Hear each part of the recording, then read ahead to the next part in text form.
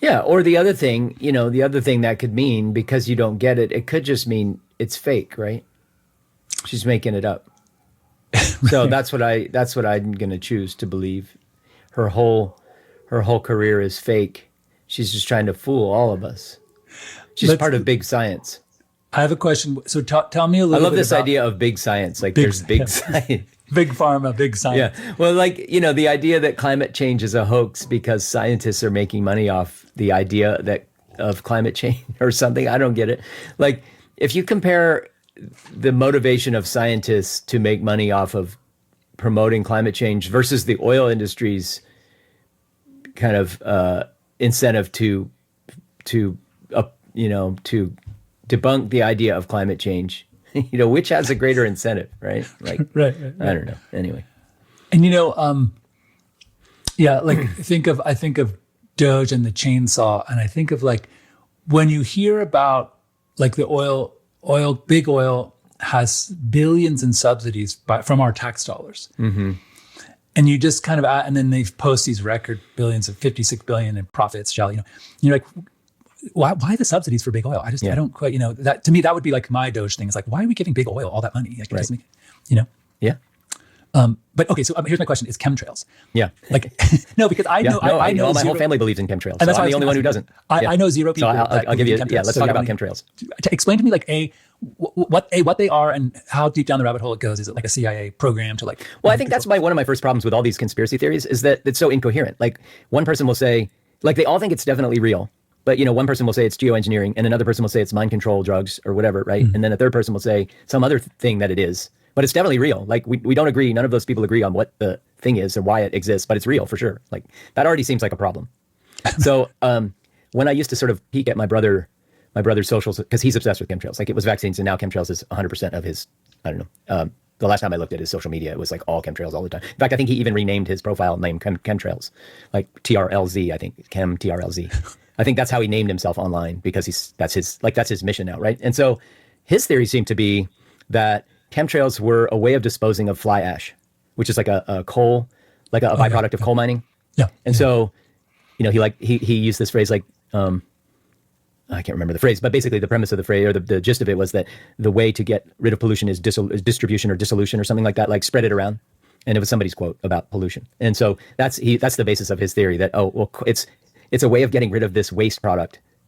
But there seems to be a couple problems with that. Number one, it seems like an incredibly expensive way. Yeah, I was going to say jet fuel versus coal. Like one is way more expensive. Yeah, you're flying planes up and you're keeping these secrets. Like, that must be expensive in itself. And you're loading up planes with this stuff secretly, and you're spraying it in the air, in huge quantities. And somehow that is cheaper than just leaving it where it is, or whatever. The other problem is, like, fly ash is used.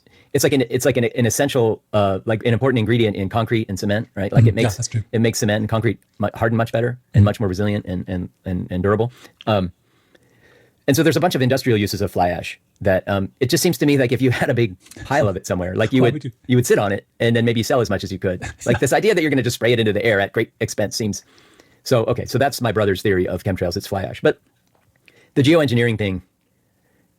So that's another one. Like, the number of planes you would have to fly to make a meaningful dent in the climate would be like thousands of planes a day in a small area. Like, it would be you would never mistake it for anything else. It would be geoengineering. It would be thousands of flights going, and spraying stuff in the air. So, anything short of that, if it's geoengineering, it's like a small scale sort of like experiment to see the effects of something, right? And like silver nitrate or something like that. That's one of the things that Neil Stephenson has a great piece on geoengineering and sort of the pushback against the silver nitrate idea, and how there's like, and he's not advocating for one thing or the other. He's just sort of examining the opposition to it and how interesting and strange the opposition to this thing that doesn't even exist is. Like, there's organizations that exist to keep an eye out for they're looking to detect any traces of silver nitrate in the air that above normal to indicate that there might be some geoengineering experiments going on. And so there's like people who devote a lot of energy to trying to discover or root out any evidence of geoengineering science that might be happening.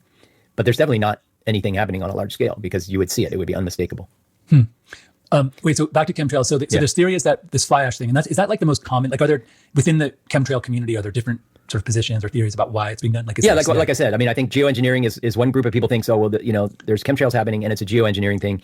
And there's another group, like, I never heard the fly ash thing until I saw it on my brother's thing. I don't know how many people think that, but that's his thing.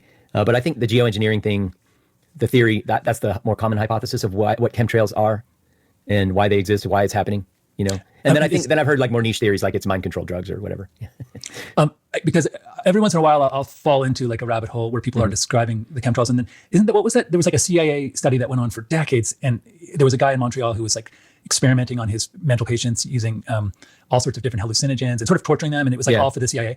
And there's people who believe that program culminated in all of these different mind control things. Yeah, that's the mind control theory of chemtrails. I haven't heard that one as much recently, but I used to hear that one, yeah. Yeah, that it was like some CIA like spray that made us all sort of be like, and then the evidence they use, like the things, this is the other thing that kind of makes me laugh a little bit, but also cry. The things they point to as evidence, right? Like the only thing that chemtrails people ever, well, I won't say the only thing, but the main thing that they all do is they just post pictures of planes and contrails, like bad grainy video shot from the ground of like a plane and a trail of condensation behind it. And they're like, if you think that's condensation, you're just a sheep, right? Like, and that's all that's the evidence, right? Like, oh, look at there's stuff coming out of that plane, right? And then they'll point to they'll point to really details like, see, there's a gap between the back of the plane or that's not even where the engine is. See that, you know, and so they'll say that can't be contrails because it's not coming from the engine. It's like stuff like that, right? So, you know, it would seem to me that if you really believed in chemtrails, like there would be enough people with enough money that you could send up some like weather balloons to test that. Like to test that. It wouldn't be that hard to definitively test what's coming out of planes above you, right? I don't think. Like it seems like it would be pretty cheap to test it. Like, and they're all dying for some whistleblowers to come out. Like, you know, again, the last time I looked at my brother's socials about this, like a lot of his posts were about like, please, whistleblowers, you know, come forward. We will support you. You know, it's true. Like, dude, just find five people with $1,000 and send a weather balloon up, and you know, like they're, you know, do it yourself, dude. Don't wait for a whistleblower if you're really that committed to this idea. I remember the story of how the VW was taken down with that software that would fake its efficiency. You know, yeah. Remember how there were these? It was in Maryland, and these two master's students were conducting an experiment. They just thought that the numbers were off, and they basically got a grant for $1,500. To get like a platform, you know, put onto the back of their car. And then they bought this kind of like one of those things when you go to the DMV and they check your emissions, you know. So they took it out on the road and they're like, oh my gosh. And they published their findings, which were vastly different than when it's inside the shop being tested, right? And they published it in a peer-reviewed journal. And then the head of the California EPA read their paper and just immediately went to his shop and did the same thing and was like, oh my God. Volkswagen is cheating, like that, you know, it's tremendously different. Yeah. And so I didn't know that was how it was exposed. Interesting. Yeah. I remember that whole scandal. Yeah, totally. And then it went all the way up to like the CEO, and he was like, well, yeah, it was in my Alpine mountain house over the weekend. Someone did give me the notice or like the memo, but it was under a stack of other papers that were of higher priority, so I never looked at it. Like basically that was how he got out of going to jail. You know, like he was like, I never looked at it. Someone done, but it went into like Bosch. Like tons of engineers knew about it in different departments, and like third-party suppliers knew about it. It wasn't like a huge secret. Yeah, and that is always impressive to me, how something so big can stay a secret when you just there's tons of cell phones and leaking and people who are disgruntled. Yeah, you know? well, yeah, and something as expensive and supposedly something that would be as expensive as chemtrails would be, like the thing that they're alleging would be so expensive and so extensive. So the number of people that would be secretly loading planes. Right, you know what I mean? And the budget for that, like where's the money supposedly coming from, right? And they're using commercial jets. Like commercial jets. It would be, and secretly using commercial jets, right? How does that work? Or I mean, well, that's sometimes another thing that the chemtrails people will point to. They'll like have one of those grainy, you know, videos of an aircraft, and it won't have like familiar markings, and they'll be like, we don't know what this airline is, right? And it's just like, well, you can't really see it in that grainy video anyway. Like, okay, so back then, flat earthers. So anyone in your family is a flat earther? I think so. I haven't talked to my siblings that much, but my mom mentioned that my sister